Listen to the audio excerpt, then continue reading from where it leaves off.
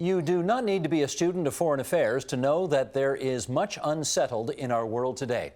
And for those who are expert in such matters, the threats that exist are such that if mismanaged, they could result in major, lasting global upheaval. Ian Bremmer falls squarely in the latter category. He is president and founder of the Eurasia Group and foreign affairs columnist and editor-at-large at Time magazine. And he joins us now on the line from New York, to outline some of the trouble spots he's keeping an eye on. Ian, it's good to have you on our program again. How you doing? Great to be back with you, Steve. Well, we should just sort of set this up by saying that you publish at this time every year a kind of a here are the top 10 things I'm worried about on your website. And so we want to dive into that list and start with this.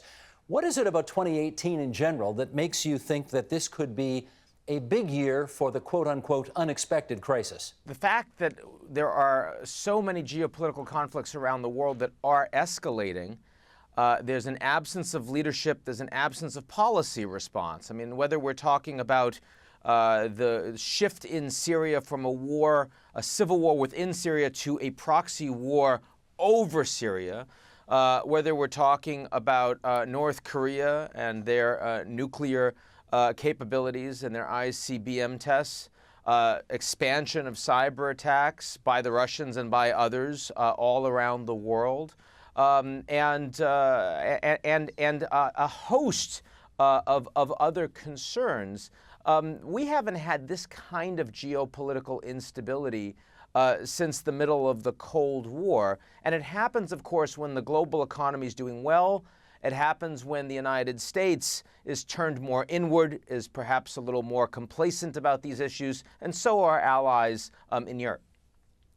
The language actually on your website is a little stronger. You say we are descending into what you call, quote, a Hobbesian state of international politics. Put a little more flesh on that bone if you would. What are you trying to convey there? I'm trying to convey the fact that the post-American world, Pax Americana is truly over. It's not coming back. And there is only one country today that is really trying to assert itself in terms of global leadership. It's China. China is no substitute for the United States, doesn't have the military or the diplomatic capabilities. And where it does have capabilities, like economic and technological, it's not trying to support the U.S.-led order. It's actually trying to create an alternative.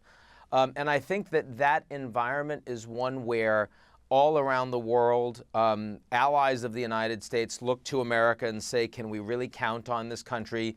Do we have to go it ourselves? Antagonists and rogue states see more room for operation in their own backyards and sometimes more broadly.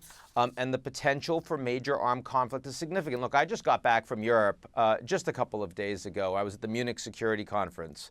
And the theme for the conference, as articulated by its chairman, Wolfgang Ischinger, was to the brink. And he opened it up by saying that he believed that the world now stands at the precipice of major interstate war, something that certainly I've not heard him say since the Soviet Union has collapsed. Now the 54th annual Munich Security Conference, so it's not like they don't have an experience dealing with these things. We've had the Trump administration has been in place for just over a year now. Thank goodness we have not experienced any crises since he's become president. I am suggesting that I don't think that is sustainable. Well, again, at this Munich Security Conference, the German foreign minister apparently said that China is the only country in the world today with a genuine geostrategic vision. Is this to say that is further evidence of, I don't know, would you call it an inexorable American decline into less relevance in the world? Globally, yes. I'm not suggesting that the United States is in decline as a country, as an economy. I think there are lots of things about America. It's going to overtake the Saudis by the end of this year as the world's largest oil producer, something that Canadians are very highly aware of. The United States leads the world in the most advanced technologies in AI together with the Chinese right now. I'm not, and of course the American economy is doing quite well right now. You look at the markets, you look at the growth rates. But the question you asked was America's role in the world. Mm-hmm. Yes. Inexorable decline. A lot of that is self-inflicted.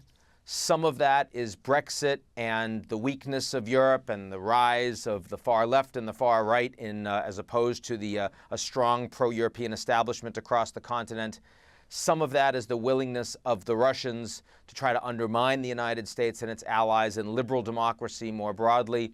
But a big piece of it, as articulated by the German foreign minister last week, and I saw that speech live, is the fact that the Chinese are the only major economy in the world today with a strategy, with a global strategy. And they're building architecture, they're spending an enormous amount of money. And if no one else is, even though you may not like the Chinese as a global leader, you don't feel like you have a lot of a choice. And the headline on your website was, China loves a vacuum.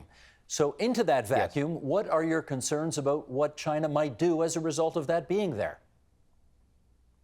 Well, you know that the Belt and Road Initiative, all of this money they're spending on architecture all over the world, when you add it up, is about 7 times the size, the amount of the U.S. Marshall Plan, inflation adjusted. So these are big checks that are being written. And on the one hand, I think you and I would both agree that we would rather infrastructure gets built than it doesn't get built. Everybody gets to use it. It raises the standard of living. It brings people out of poverty. But if it's built by the Chinese and they have quid pro quos, which is that you buy from Chinese state-owned enterprises, you support Chinese labor, you politically align with Chinese causes on the Dalai Lama, on Taiwan, on Hong Kong, and God knows what else, that, of course, undermines the influence of the United States and its like-minded allies. Also, the quality of this infrastructure is generally poorer than that of those invested by the Americans, the Canadians, the Europeans, the Japanese. There's a lot of debt involved. When these countries that are frequently badly managed economically end up not being able to service that debt, the Chinese will have massive influence over them. They'll be tied much more towards Beijing. So we see this enormous shift because of China's economic strategy and the money behind it away from a Washington consensus and towards, I guess you'd say, a Beijing consensus, but it's not multilateral. It's rather hub and spoke. It's a whole bunch of smaller countries that aren't serving a common ideology or worldview. They're instead becoming increasingly reliant on and supplicants to Beijing. I think if I remember, you say we're not in the G7, the G8, the G20. We're in a G0 world now. Is that the way? Yeah, I mean, I first came up with that. You and I have spoken a number of times. That was about 7 years ago now, and I think there were a lot of people in Washington that refused to accept that. I think that the Washington establishment has come to recognize, although not embrace, that it is a G0, that the United States does not lead by example and is not prepared to put the money behind ensuring that the order that we created continues to be sustained. In fact, Trump has started to actually unwind himself some of that architecture. You know, people say that Trump is a divisive figure here in the United States, but outside the U.S., Trump, of course, is a great uniter. When you look at the decision of the president to take the United States out of the Paris Climate Accord, I could think of nothing that's been done in the last year that has gotten every other country in the world together against the American president. Literally every other country represented in the United Nations opposed President Trump and the United States on that move. So too when the U.S. unilaterally left UNESCO. So too just about when the Americans decided to recognize Jerusalem as the capital of Israel, and now they're going to move the embassy there. I can give you many other examples, leaving the Trans-Pacific Partnership and all of America's allies, Canada, Mexico, the South Americans, the East, the South, the Southeast Asians behind after saying they were going to do this. It was an American plan originally. This, of course, is a very dramatic, different direction for the United States and the rest of the world. It is a pretty unusual thing to refer to the most powerful man in the world as a red herring. But you have. Why did you call the president a red herring? Well, it's not his color. Then it would have been an orange herring. Touche. It's because the United States ultimately does not do that much in terms of policy at home.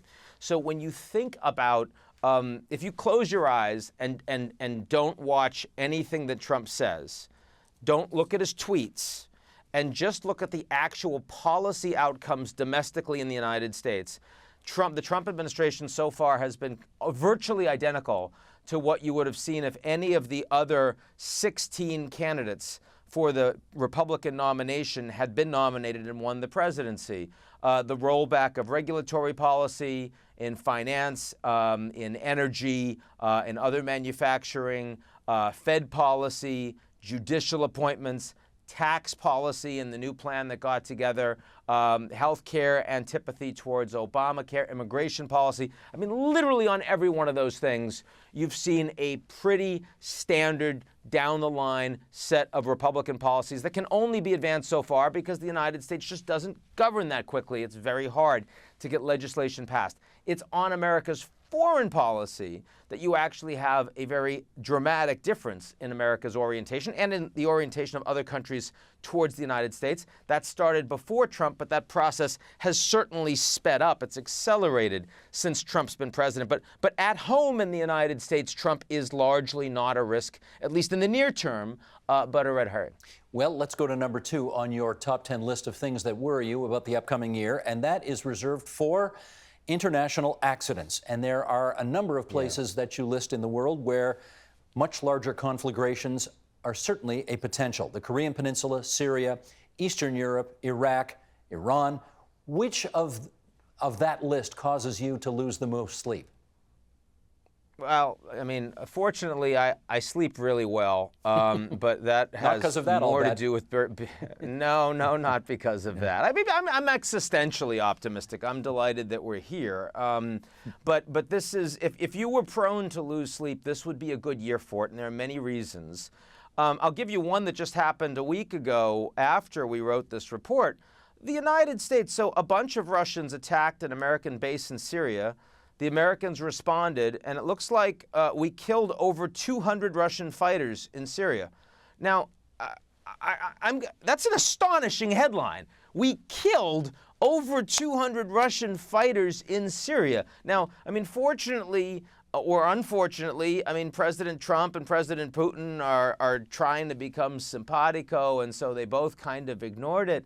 But this doesn't bode well, right? I mean, the potential for Turkey, Israel, Iran, Russia, the United States, all supporting competing sides in Syria, fighting in hair's breadth of each other. And we've seen a lot of fighter jets get shot down recently. The Israelis, of course, had their first fighter jet shot down in 30 years and bombed a hell of a lot of Syrian defenses, killed a bunch of Iranians as well. And I saw Prime Minister Netanyahu, who's facing, sort of significant scandals at home, maybe an impeachment hearing of his own, and he's threatening war against Iran. So that whole constellation of Syria emanating outwards, including a lot of the world's major powers militarily, fighting against each other on the ground and in the air, that would be one major area. And let's be clear, there aren't refugees washing up onto the shores of Europe from Syria today. But the Syria war is actually much more dangerous now than it was when we were collectively fighting the ISIS caliphate on the ground. So that would be one. Another big one would be North Korea. And I mean, look, I personally, I think if we could just make the Winter Olympics permanent, right? That would be one way to ignore, perhaps, or avoid, kick the can. But we all know the North Koreans, their cyber capabilities in attacking hostiles and also grabbing a bunch of money is expanding dramatically. We know that they've been testing ICBMs. They've been engaged in more nuclear tests. The American policy towards North Korea is we want denuclearization or else, and we're considering a preemptive military strike. I personally think there's only a 10% chance that we go to war with North Korea. My friend Richard Haas, who runs the Council of Foreign Relations, told me a month ago he thought it was 50%. And we spent, the head of the Council of Foreign Relations, an incredibly smart guy, I spent half an hour with him. I got him down to 30, but he wasn't budging more than that. Look, I don't know if it's 30 or 10, but I think my friends in Canada would all agree with me, that's too high. Let's talk percentages, if we can, about the Middle East, because I remember about 3 or 4 years ago, I was in the Golan Heights in Israel, and somebody came over to me and pointed to southern Lebanon and said, that's where the next war with Hezbollah is going to start, and it could happen any month now. Now, as I say, that was 3 or 4 years ago, and it hasn't happened yet. So I wonder whether, do you feel any more sanguine about keeping that percentage down in the Middle East, or are the events between Israel and Syria and Russia right now causing you enough concern to get you up into Haas-like 50% territory? I'm probably not in 50% territory, though certainly what Hezbollah has been doing in Syria and expanding its capabilities there, plus the Israelis saying that they absolutely will not tolerate permanent Iranian presence in Syria, and Netanyahu's weakness implies that those percentages are trending upwards. But, I mean, Steve, it doesn't really matter if it's 50 or if it's 10%. The fact that we have a whole bunch of geopolitical risks that would involve wars with major powers that are not 1% risk, but they're 10, they're 20, they're 30. One or two of these shoes are going to drop, and a lot of people are going to die.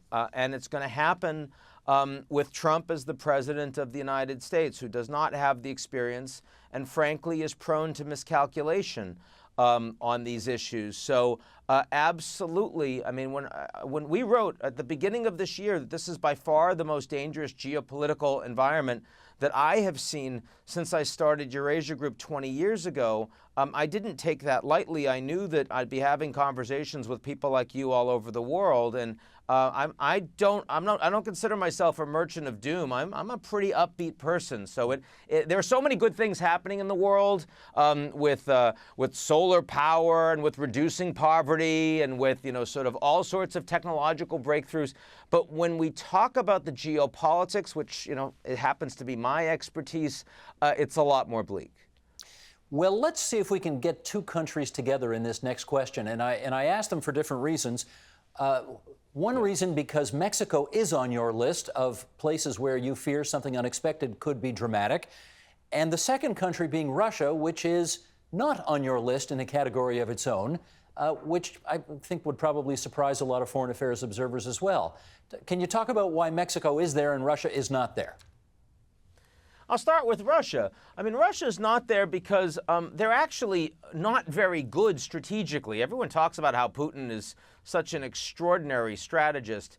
What Putin does is he takes advantage of short-term opportunities and vacuums when he sees them. He inserts himself. But, I mean, no one can argue that the Russian interference in the U.S. election helped Russia.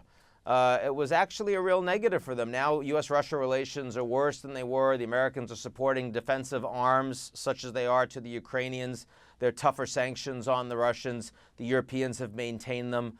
Russia took Ukraine. Actually, most of Ukraine is now permanently aligned with the IMF, the United States, and Europe.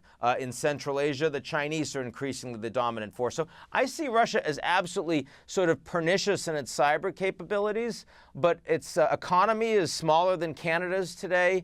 It's much less capable politically, and it's also not very unstable. Putin still is reasonably popular. He has control. So I don't think 2018 is a very interesting year in terms of what happens with Russia, either domestically or internationally. I don't think it moves very much. Mexico, on the other hand, you know that we have these difficult negotiations on NAFTA that the Canadians and the Mexicans have been playing defense on. A lot of people agree that we want to modernize the treaty, but not many people think it's broken. Trump wants to make it better for the United States, and so far there's not been any real breakthroughs. But unlike Canada, the Mexicans have elections coming up very shortly, and right now it looks like the winner in that election is going to be Mr. López Obrador, or AMLO as they call him, who is very significantly anti-American and very opposed to the kind of pro-market economy reforms that we've seen in Mexico for a few decades now. That combined with NAFTA pressure, building a wall that they have to pay for, but they're not going to pay for it, and toxic relations with their most important trading partner, puts Mexico in a lot of trouble. First time Mexico's been on the list in the 20 years that we've been writing it. Needless to say, we're a little more interested north of the border on what happens with the Canadian-American aspects of NAFTA as opposed to with the Mexican angle on it. I take your point, however. But tell us, if in fact things go according to the more negative prognosticators on this, and NAFTA does in fact fall apart, what do you see for the year ahead? Well, look, obviously the Canadians, like the Mexicans, at this point have to have a plan B in what the trade policies would be if NAFTA was suddenly ripped up. But I mean, I know the political leaders in Canada quite well. I will tell you that they feel quite comfortable that NAFTA is not going to go away. But what could happen is the possibility of Trump to declare the trigger on a 6-month withdrawal. There would be a lot of legal pushback in the United States questioning whether he had executive authority to do that. It would get litigious. There'd be market concerns, pressure on the Canadian and the Mexican markets as a consequence, and currency. That would be a very negative environment. So while I think NAFTA is not going to go away, I absolutely think there could be market uncertainty given the importance of the trade bloc that would have negative economic implications. Number 3 on your list of geopolitical concerns for 2018 actually isn't a continent or a country. I guess it's a thing. It's a phenomenon. The global tech Cold War. Give us your understanding of how this war is being waged as we sit here now. I think this is one of the most interesting pieces of the global environment today. When you look at the United States versus China, the Chinese are not a military superpower globally. They're not close, just regional. But they are an economic superpower. They are a technological superpower. Now, on the economic front, I don't think there's going to be a trade war between the U.S. and China because it's so integrated. They export to the U.S. and Canada. We import. We need that relationship. If we put tariffs on them, they're going to do it back to us. We hurt ourselves too. Same thing is true with them holding American treasuries. If they try to sell them all off, they undermine the value of those treasuries. They won't do it. But on technology, the United States and the Chinese are the global leaders in AI, but we're not interlinked. We don't need each other the way we do on trade. The Chinese are creating their own firms and their own space, their own architecture. So are the Americans. And it's creating a splinter net, not one globalized economic space, but 2 separate technological spaces. And it's becoming an arms race in AI, potentially moving towards a Sputnik moment. That's where you have the potential for a Cold War. That's where it becomes more zero-sum, where the Americans want the Chinese to fail. We don't want them to fail in their economy. We need a strong China. If China were falling apart, it would really impact our economy. But we don't want them beating us in AI, especially if our top companies don't have access to their markets. And if you look at Facebook and Amazon and Google, the world leaders in the West on AI, none of them have access to the Chinese market. And with expanding CFIUS regulations and related regulations in the United States, China's key AI companies like Tencent and Alibaba and Baidu don't really have access to the American market. I expect that will expand out and become a problem for the United States and all of its Western allies, Japan, Canada, and Europe, while the Chinese will make major headroads in many other countries that they dominate economically and will try to export their technological models. So it's still early days, but as you know, Steve, when we talk about technology, things move a lot faster than when we talk about military buildup, for example. So this is a real one I think people need to be paying a lot more attention to. Does it matter, or maybe you could help us understand the distinction or the difference between the government-funded artificial intelligence efforts of China versus the overwhelmingly private sector initiatives in artificial intelligence in the United States? What difference does that make? Well, it matters, first of all, because I doubt the Chinese firms would be where they are technologically if they hadn't been supported by the Chinese state. I mean, 10 years ago, nobody thought the Chinese were world leaders in innovation. They thought they were world leaders in stealing IP, and they thought that they were world leaders in low-end manufacturing. It's Chinese state capitalism that has actually brought these companies to become world-class on AI to the extent that they have now stripped past every other country in the world except America. Not Germany, not Canada, not Japan. They're not even close. The Chinese are way ahead. But also, you know, if you go to Silicon Valley, you're talking about a bunch of companies in the United States that don't think of themselves as strategic American companies. They're global. They want to work everywhere.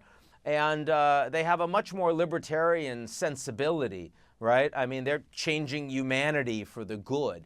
And American, especially the Trump administration, they look at these companies and they say these are monopolies in the United States. Facebook is damaging the U.S. Amazon, the Amazon Washington Post, they oppose me, President Trump. And so, if anything, the Trump administration is trying to regulate them more, probably trying to weaken them, certainly not promoting them as national champions.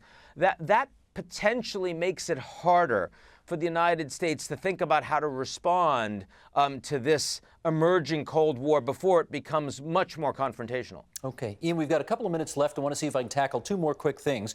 We had Ted Koppel on this program not too long ago, the, of course, longtime host of Nightline on ABC. And he wrote a fascinating book about a future he potentially sees where a full frontal cyber attack essentially destroys the entire digital foundation of modern societies. How concerned are you about that potential? When I talk to people that are real experts in cyber, and I know that Ted feels the same way, they're people that make you much more scared, that things are worse than you think. I talk to the serious people that know Iran. They make me feel a little bit more balanced. Things aren't going to go badly. I just look at, for example, NotPetya, the virus, the malware that was sent by the Russians against Ukraine recently. And it stripped out 0.5% of Ukrainian GDP. And then it expanded and took out over $1 billion of damage that we know about to a bunch of Western companies like Maersk and others. We were not ready. We didn't know how to respond. And I think the Russians weren't intending for it to get out of Ukraine. They just unleashed it, and then it continued. That's obviously incredibly dangerous. And there are a number of countries right now that have cyber capabilities, offensive capabilities that could really damage us. It's not just Russia. It's also China. It's also Iran. It's also North Korea. And it's also any criminal element that has a bunch of money that wants to spend it on those that do have those capabilities. So I do think that this is an area. I mean, there were people in Ukraine that were on operating tables that when NotPetya hit and it took down all the digital capacity in those hospitals, operations had to stop right in the middle. I think the only reason we haven't responded yet in a way that is much more alarming is because we haven't yet had cyber attacks where 100 Westerners are dead or where critical infrastructure fails as a consequence. But I suspect that is actually coming. Okay, let's finish up on this. Every public opinion poll I've seen says that the vast majority of Canadians are really quite disturbed by what they see out of the Trump administration and sort of populism run amok, if I can put it that way. And I wonder where else in the world you are concerned about Trumpism taking root, attacking institutions, causing a kind of chaos that seems to be so much a part of Washington, D.C. today. Well, I mean, Eastern Europe is certainly where it's gone the farthest. It's where you now have a number of countries, Hungary and Poland, clearly first and foremost among them, that no longer feel like liberal democracies. They feel like soft authoritarian states because of this feedback loop with anti-establishment populism. That's also why we got Brexit. It was a very closely held referendum, as you know, and obviously it was low turnout. If the youth had turned out at all, you wouldn't have had it. But, you know, Trump could have easily lost in the United States, too. But I'll tell you, Steve, what worries me the most is not that you're going to get more people like Trump. What worries me is that no one is trying to address the underlying problems that got us there. I mean, you've elected Trump, and what is going to be done in the United States to actually, in some ways, make the working and middle classes feel like the system is working for them again? Trump has no either capacity or intention to do that. How is Brexit going to help the working and middle classes? These are protest votes, and they're protest votes by populations that feel like no one is to be trusted with power, not the media, not political leaders, not corporate leaders, not bankers. And so as a consequence, they have two choices. They can either just check out and refuse to vote, or they can cast a protest and at least show that they're sick of all of this. That's the disturbing phenomenon, that this is getting worse and has for decades, and yet there's no urgency, there's no crisis that requires even those that are affected the most by it to have to address it. Ian, I can tell you this. When I was a kid, I remember seeing a movie called Around the World in 80 Days, and somehow you've managed to do it in half an hour. I want to thank you so much for agreeing to appear on TVO again tonight, and we would certainly recommend everybody check out your website at the Eurasia Group and see the top 10 concerns you have for global risks in turbulent times. Ian Bremmer, thanks so much again. Always glad to be with you, Steve. The Agenda with Steve Paikin is brought to you by the Chartered Professional Accountants of Ontario, helping businesses stay on the right side of change with strategic thinking, insightful decisions, and business leadership. Are you on the right side of change? Ask an Ontario CPA.